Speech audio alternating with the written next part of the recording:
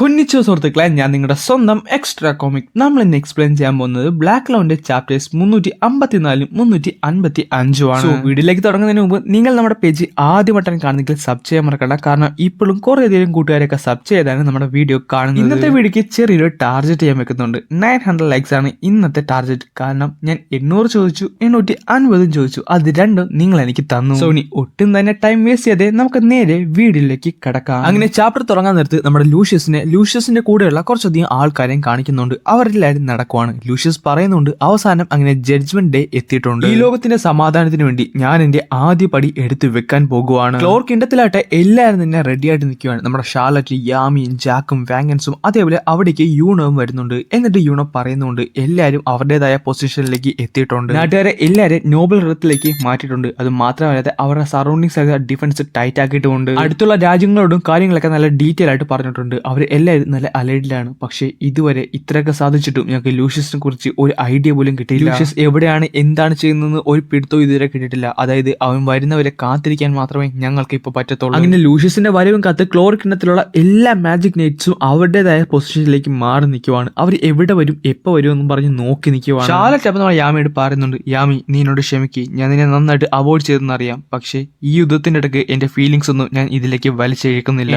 ഇതെന്ത് കുന്തോ, നീ എന്തൊക്കെയാണ് പറയണമെന്ന് നമ്മുടെ യാമി ചോദിക്കുന്നുണ്ട്. യാമി എന്നിട്ട് പറയുകയും ചെയ്യും, എന്തായാലും ഒരു കാര്യം ചെയ്യാം, ഈ ഫൈറ്റ് കഴിഞ്ഞതിന് ശേഷം നമുക്ക് എന്തായാലും പോയി വല്ല വെള്ളം അടിക്കാം. ഓ സോറി, നീ വെള്ളം അടിക്കത്തില്ല, അതുകൊണ്ട് തന്നെ നമുക്ക് എന്തായാലും ഒരുമിച്ച് ഒരു ചായ കുടിക്കാം. അവിടെ വെച്ച് എനിക്ക് നിന്നോട് കുറച്ചധികം കാര്യങ്ങൾ പറയാനുണ്ട്. ഇത് കേൾക്കാതെ ഷാർലറ്റ് ഞെട്ടിത്തരിച്ച് നിൽപ്പുണ്ടെങ്കിലും പുള്ളിക്കാരി പറയുകയും ചെയ്യും, അങ്ങനെയാണെന്നുണ്ടെങ്കിൽ ഈ യുദ്ധത്തിൽ നമുക്ക് ഉറപ്പായിട്ടും വിജയിക്കാം. ജാക്ക് നന്നായിട്ട് എന്നെ ബോർ അടിച്ച് നിൽക്കുകയാണ്. പുള്ളിക്കാരൻ പറയുന്നുണ്ട്, നീയൊക്കെ വരുന്നുണ്ടെങ്കിൽ ഒന്ന് വാ, എങ്കിലും എനിക്ക് നിന്നെയൊക്കെ മുറിക്കാൻ സാധിക്കത്തുള്ളൂ. പെട്ടെന്ന് ജാക്കിന്റെ പുറകെ ഒരു വെളിച്ചം പ്രത്യക്ഷപ്പെടും. അവിടെയൊക്കെ നമ്മുടെ ലൂഷ്യസ് വന്നിട്ടുണ്ട്. നമ്മുടെ ഷാർലറ്റ് യാമിയും കൂടെ നോക്കുന്ന നേരത്താണ് യാമി ആ ഒരു കാഴ്ച കാണുന്നത്. അവന്റെ പുറകെ, ലൂഷ്യസിന്റെ പുറകെ നമ്മുടെ നാച്ച് നിൽപ്പുണ്ട്. എടാ നായേ, നാച്ചേ, സോ ഇതായിരുന്നല്ല നിന്റെ പരിപാടി. കുറച്ച് നാളായിട്ട് നിന്നെ കാണുന്നപ്പോ ഞാൻ ഓർത്താണ് നീ എന്തെങ്കിലുമൊക്കെ ഒപ്പിച്ച് കൂട്ടുവന്ന്.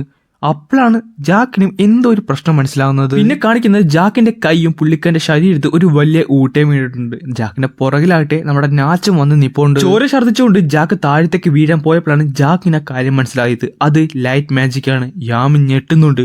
അപ്പൊ നമ്മുടെ മോർഗൻ യാമിയോട് പറയുന്നുണ്ട്, ഹലോ യാമി, കുറെ നാളായില്ലേ നമ്മൾ തമ്മിലൊന്ന് കണ്ടിട്ട്. മറിയലിയോണൊക്കെ നിൽക്കുന്ന സ്ഥലത്തേക്ക് നമ്മുടെ മോറിസ് ആണ് ചെന്നിട്ടുള്ളത്. മോറിസ് അവിടെ പറയുന്നുണ്ട്, നീയൊക്കെ റിബോൺ ചെയ്യുന്നതിന് മുമ്പ് ഞാൻ എന്റെ പവേഴ്സ് യൂസ് ചെയ്ത് നിന്നെയൊക്കെ പറ്റി പഠിക്കാൻ പോകുവാണ്. ഇത് ഇത്ര എളുപ്പമാണെന്ന് എനിക്ക് തോന്നുന്നില്ല, പക്ഷെ നിന്നെ കൊല്ലുന്നത് അത് വേർത്തായിരിക്കുമെന്ന് നമ്മുടെ മറിയലിയോണ പറയുന്നുണ്ട്. നോസിലും ബാക്കിയുള്ള സിബ്ലിങ്സും ഞെട്ടിത്തരിച്ച് നിൽക്കുവാണ്. കാരണം അവരുടെ ഫ്രണ്ടിലേക്ക് വന്നിരിക്കുന്നത് മറ്റാരുമല്ല, അവരുടെ സ്വന്തം അമ്മയാണ്.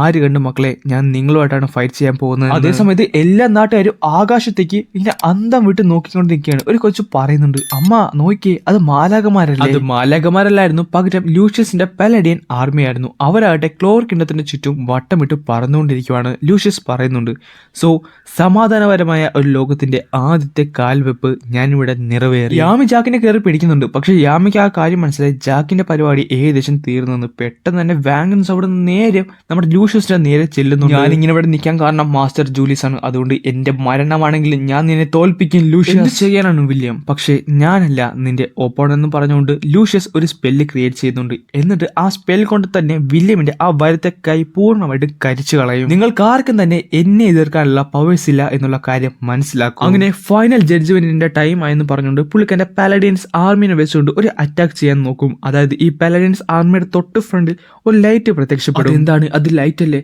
അല്ല, അത് ഫിനോമിനൽ മാജിക് ആണ്. എല്ലാരും ആരെങ്കിലും എങ്ങനെയെങ്കിലും അതൊന്ന് സ്റ്റോപ്പ് ചെയ്യും, അല്ലെങ്കിൽ ഞങ്ങളുടെ കിങ്ഡത്തിന്റെ കാര്യം തീർന്നത് തന്നെയാണ്. എല്ലാരും പേടിച്ച് പറിച്ച് നിൽക്കുവാണ്. ഇത്രയധികം ഫിനോമിനൽ മാജിക് എങ്ങനെ ഡിഫെൻഡ് ചെയ്യാനാ, ആര് ഡിഫെൻഡ് ചെയ്യാനാ?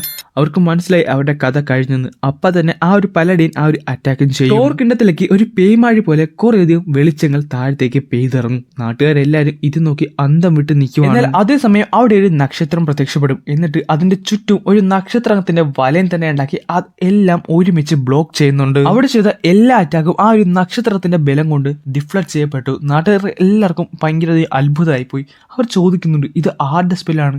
അത് അത്രയും വലിയൊരു അറ്റാക്ക് ബ്ലോക്ക് ചെയ്തല്ലോ. ഇതേ നോക്കി, അതൊരു നക്ഷത്രമല്ലേ? പക്ഷെ ഇത് രാത്രിയല്ലല്ലോ. അപ്പോഴാണ് യാമി തിരിഞ്ഞു നോക്കുന്നത്. യാമി തിരിഞ്ഞു നോക്കാൻ നേരത്ത് കാണുന്നത് നമ്മുടെ യൂണോനെയാണ്. ഒരു വർഷം പോലും ആയില്ല, അതിനിടക്ക് അവൻ ഇത്രയധികം സ്ട്രോങ്ങർ ആയിട്ട് മാറിയോ?